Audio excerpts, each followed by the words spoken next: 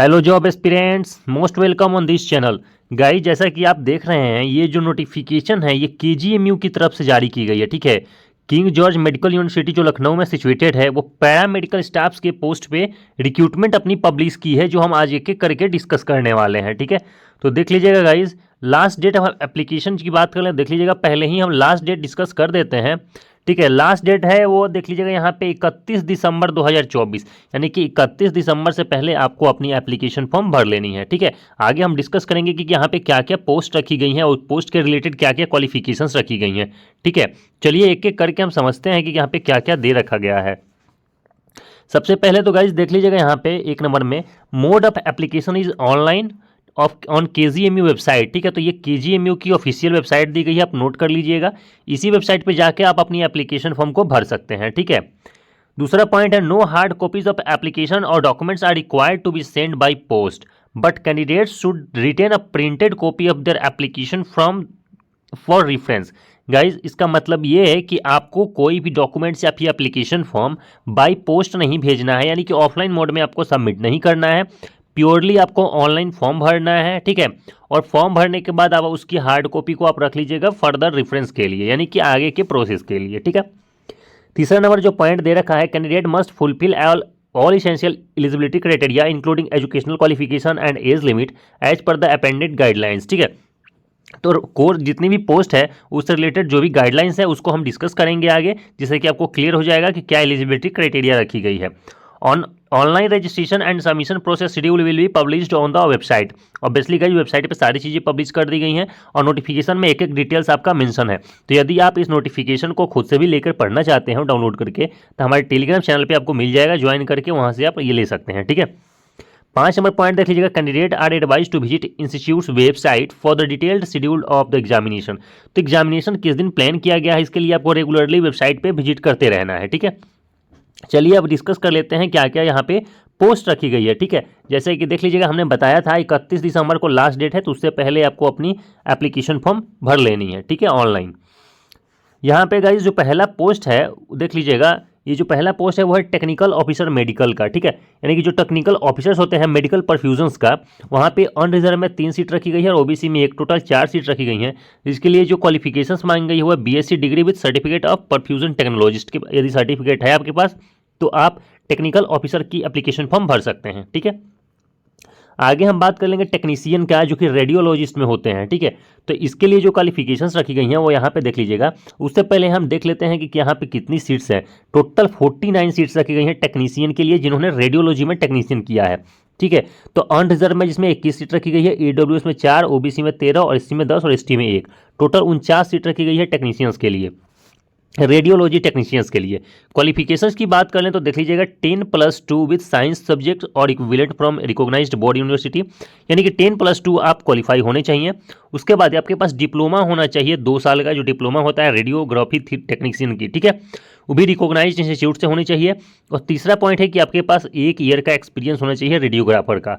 ठीक है, फिर आप एलिजिबल हो। वहीं बात करें जिन्होंने डिग्री कोर्स किया है, यानी कि ये तो डिप्लोमा के लिए होगा, जिन्होंने 3 साल का बीएससी ऑनर्स कर रखा है रेडियोग्राफी में, वो भी इसमें एलिजिबल हैं गाइस। ठीक है, जो तीसरा पोस्ट है वो देख लीजिएगा, यहाँ पे टेक्नीशियन की ही पोस्ट है, रेडियोथेरेपी की पोस्ट है ये। ठीक है, तो यहाँ पे 20 पोस्ट टोटल रखा गया है और क्वालिफिकेशंस आप एज इट इज देख सकते हैं यहाँ पे। ठीक है, 10+2 साइंस, यदि आपने 10+2 कर रखा है या फिर डिप्लोमा कर रखा है रेडियोथेरेपी टेक्नीशियंस की, या फिर आपने बीएससी इन कर रखा है, 3 साल का कोर्स कर रखा है रेडियोथेरेपी का, तो भी आप अप्लाई कर सकते हैं।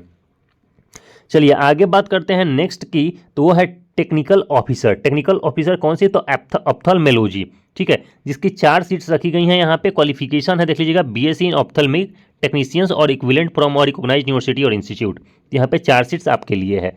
टेक्निकल देख लीजिएगा ऑफिसर जो ईएनटी में है उनके लिए भी 4 सीट रखी गई हैं और यहाँ पे आप अपनी क्वालिफिकेशन चेक कर सकते हैं। ठीक है, चलिए आगे बात कर लेते हैं मेडिकल लैब टेक्नोलॉजिस्ट के लिए। तो देख लीजिएगा, मेडिकल लैब टेक्नोलॉजिस्ट की लेवल 6 के हिसाब से आपकी पेमेंट है और 29 सीट्स रखी गई हैं, जिसमें कि यूआर 14 है, ईडब्ल्यूएस 2 है, ओबीसी 7 है और एससी 6 है। क्वालिफिकेशन की बात कर ले तो यहाँ पे डिप्लोमा नहीं मांगा गया है गाइज। यदि आपके पास डिग्री कोर्स है, जो आप बीएमएलटी बोलते हो जिसको, यानी कि bachelor degree in medical laboratory technology की यदि आपके पास है, और देख लीजिएगा आगे क्या मांग रहा है यहाँ पे, attend with a hospital having minimum 100 beds.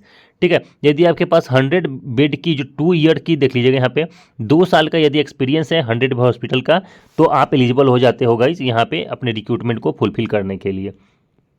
आगे है जूनियर मेडिकल लैब टेक्नोलॉजिस्ट, जिसमें देख लीजिएगा डिप्लोमा मांगा गया है, यहाँ भी साथ है, डिप्लोमा वालों के लिए भी मौका दिया गया है। ठीक है, तो यहाँ पे यदि आपने 12th कर रखा है और 2 साल का एक अगर डिप्लोमा है आपके पास, यानी कि जो DMLT कोर्स होता है वो है, और साथ में देख लीजिएगा 1 ईयर का यदि आपके पास एक्सपीरियंस है मिनिमम 100 बेडेड हॉस्पिटल का, तो आप इस पोस्ट के लिए एलिजिबल हैं। ठीक है, आगे बात कर लेते हैं OT असिस्टेंट के लिए कि OT असिस्टेंट की देख लीजिए, OT असिस्टेंट यदि आप हैं तो लेवल 5 के हिसाब से आपकी पेमेंट होगी, और यहाँ पे आपके लिए 65 सीट्स रखी गई है, जिसमें अनरिजर्व में 28 सीट्स हैं, EWS में 6 है, OBC में 17 है, SC में 13 है और ST में 1 है। ठीक है, क्वालिफिकेशंस बात कर लें OT असिस्टेंट के लिए तो आपका 10+2 होना चाहिए। ठीक है, उसके बाद OT एक्सपीरियंस आपके पास होना चाहिए, कितने तो 5 साल का एक्सपीरियंस होना चाहिए, OT का, ICU का, CSD का। ठीक है, यहाँ सारी चीज़ें दे रखी गई हैं, फिर कार्डिक कैथ लैब का, तो आप एलिजिबल हो जाते हो। ठीक है, डिजायबल में देख लीजिएगा यहाँ पे डिप्लोमा कोर्स दे रखा है, ये BSc वालों के लिए था जिन्होंने OT असिस्टेंट में BSc कर रखा है, या फिर आपने OT असिस्टेंट में डिप्लोमा कर रखा है तो आप भी एलिजिबल हो। ठीक है, बट आपके पास जो एक्सपीरियंस होना चाहिए वो 500 बेडेड का होना चाहिए जिन्होंने डिप्लोमा कर रखा है। ठीक है, आगे बात कर लेते हैं हम टेक्नीशियंस का, जो न्यूक्लियर मेडिसिन में जिन्होंने कर रखा है, 4 सीट्स रखी गई हैं। ठीक है, और आपके लिए देख लीजिएगा BSc in life science and other science plus 1 year diploma in medical radiations and isotones technician, यानी कि DMRIT यदि आपने कर रखा है तो फिर आप एलिजिबल है यहाँ पे, and 1 year post diploma DMRIT in a registered nuclear medicine facility. ठीक है, यदि आपने 1 ईयर का कर रखा है तो आप यहाँ पे एलिजिबल हैं। चलिए आगे बात कर लेते हैं नेक्स्ट की, तो यहाँ पे दे रखा है टेक्नीशियन GR2 की। ठीक है, उसके लिए 4 पोस्ट हैं और क्वालिफिकेशन आप एज इट इज चेक कर सकते हैं यहाँ की। ठीक है, टेक्नीशियन डायलिसिस की बात कर लें, यहाँ पे यदि टेक्नीशियन डायलिसिस डायलिसिस में यदि आपने कोई कोर्स कर रखा है, जैसे कि यदि BSc इन डायलिसिस कर रखा है और BSc with diploma in dialysis कर रखा है, जिसमें 2 साल का यदि एक्सपीरियंस है, ठीक है, और जिसमें ऐसी हॉस्पिटल में क्या एक्सपीरियंस चाहिए जहाँ पे कम से कम 20 डायलिसिस यूनिट हो, तो वहाँ का यदि एक्सपीरियंस सर्टिफिकेट है आपके पास तो आप 36 ये जो पोस्ट है यहाँ पे रिक्रूटमेंट अपनी भर सकते हो आप। ठीक है, आगे हम बात कर लेंगे guys medical social service officer का, देख लीजिएगा यहाँ पे, तो उसके लिए 23 पोस्ट रखी गई हैं और क्वालिफिकेशन आप एज इट इज चेक कर सकते हो। ठीक है, रिसेप्शनिस्ट की भी यहाँ पे 5 पोस्ट दे रखी गई है, उसकी रिगार्डिंग 23 सीट्स रखी गई हैं और क्वालिफिकेशन आप उसको भी चेक कर सकते हैं। फार्मासिस्ट की देख लीजिएगा, इस फार्मासिस्ट की लेवल 5 के हिसाब से पेमेंट होने वाली है, 38 सीट रखी गई है, इसेंशियल क्वालिफिकेशन है डिप्लोमा इन फार्मेसी यदि आपने कर रखा है। ठीक है, तो आप एलिजिबल हो। वहीं बात करें degree in pharmacy from recognised university board और 2 years experience in related field, यदि आपके पास 2 साल का एक्सपीरियंस है तो आप एलिजिबल हो जाते हो फार्मासिस्ट की पोस्ट के लिए। ठीक है, लाइब्रेरियन ग्रेड 2 की भी पेमेंट है, यहाँ देख लीजिए यहाँ पे पोस्ट रखी गई है, जिसकी लेवल 6 के हिसाब से पेमेंट है, यदि आपके पास 4 सीट है यहाँ पे। ठीक है, क्वालिफिकेशंस देख लीजिएगा, यदि आपने BSc कर रखा है, ठीक है, डिप्लोमा इन लाइब्रेरियन कर रखा है या फिर BSc कर रखा है तो आप एलिजिबल होगा इस। वहीं यदि बात करें तो यहाँ पे 2 साल का एक्सपीरियंस मांगा गया है। ठीक है, तो यही सारी सीटें थी जो आपको बतानी थी गाइज। यहाँ पे और भी सीट रखी गई है, जैसे कि असिस्टेंट सिक्योरिटी ऑफिसर की रखी गई है, जिसके रिलेवेंट आप पढ़ सकते हैं यहाँ पे, इससे रिलेटेड क्या एजुकेशनल क्वालिफिकेशंस मांगी गई है। ठीक है, आगे बात कर लेते हैं कंप्यूटर प्रोग्राम का, तो यहाँ भी इसके लिए 7 सीट रखी गई है, तो टोटल 332 जो ऐसे सीट्स हैं जिसमें पैरामेडिकल की एप्लीकेशन फॉर्म भरी जाएगी। ठीक है, आगे हम बात कर लेते हैं कि और क्या क्या दे रखा है यहाँ पे, तो देख लीजिएगा एप्लीकेशन फ़ी की बात कर लेते हैं, तो अनरिजर्व OBC EWS की 2000 लगने वाली है। ठीक है, सॉरी 2000 इसकी एप्लीकेशन फ़ी है, बट GST के साथ में भरिएगा तो 2360 रुपया लगने वाला है। वहीं SC ST की बात करें तो 1200 रुपया है, बस GST के साथ में कितना है 1416 रुपया आपकी भी एप्लीकेशन फॉर्म लगने वाली है। ठीक है, चलिए और आगे अगर बात कर लेते हैं तो एप्लीकेशन फॉर्म में आपको छूट मिल जाएगी, PWBD को 4%, एक सर्विसमैन को 5% और बाकी लोगों को 2% और फीमेल जेंडर्स को 20% की डिस्काउंट मिलने वाली है आपकी एप्लीकेशन फ़ी में। ठीक है, एलिजिबिलिटी क्राइटेरिया मैंने सारी चीज़ें डिस्कस कर दी हैं। एज लिमिट देख लीजिएगा, यहाँ पे एज लिमिट और एज इलेक्शन से रिलेटेड कुछ चीज़ें दी गई हैं जो KGMU के गाइडलाइंस के अंदर आती हैं। आप एक एक पढ़ लेंगे, जहाँ समझ में नहीं आएगा आप कमेंट बॉक्स में कमेंट करके हमसे पूछ सकते हैं। ठीक है, एप्लीकेशन प्रोसेस की बात करें तो देख लीजिएगा यहाँ पे क्या क्या चीज़ें जरूरत है, क्या क्या डॉक्यूमेंट्स आपके लगने वाले हैं, तो स्कैन कार्ड, फोटोग्राफ्स लगने वाला है, सिग्नेचर लगने वाला है, email ID, Aadhaar card, mobile number, scan image, marksheet लगने वाला है। ठीक है, जिस भी रिलेवेंट यदि आप किसी कोई कोर्स के रिगार्डिंग भर रहे हो अपनी एप्लीकेशन फॉर्म, चाहे फार्मेसी की हो, DMLT BMLT किसी भी चीज़ की भर रहे हो, तो उससे रिगार्डिंग आपके पास सर्टिफिकेट्स होने चाहिए। Scan image of caste certificate, यदि आप कास्ट के लिए अप्लाई कर रहे हो, ठीक है, तो आपके पास कास्ट सर्टिफिकेट होना चाहिए, तभी आपको एज रिलैक्सेशन में मिल जाएगा और फिर आपको फी में, एप्लीकेशन फ़ी में भी डिस्काउंट्स मिल सकता है। ठीक है, तो यही सारी चीज़ें थी गाइस जो आपके साथ डिस्कस करनी थी। ठीक है, यहाँ पे एप्लीकेशन फॉर्म कैसे भरोगे सारी जानकारी दे रखी गई है। पहले ऑनलाइन रजिस्ट्रेशन करना है, ठीक है, फिर ऑनलाइन एप्लीकेशन खोलना है, यहाँ पे इसी वेबसाइट से खुल जाएगा, फिर रजिस्ट्रेशन करना है, ठीक है, फिर रिसीव कैंडिडेट्स यानी कि आपकी ईमेल आईडी आ जाएगी और वहाँ पे पासवर्ड आपको एक क्रिएट कर लेना है, उससे फिर आपको साइन इन कर लेना है। एप्लीकेशन फॉर्म सारे बातों को ध्यान रखते हुए, ठीक है, एप्लीकेशन फॉर्म भर लेना है अच्छे से।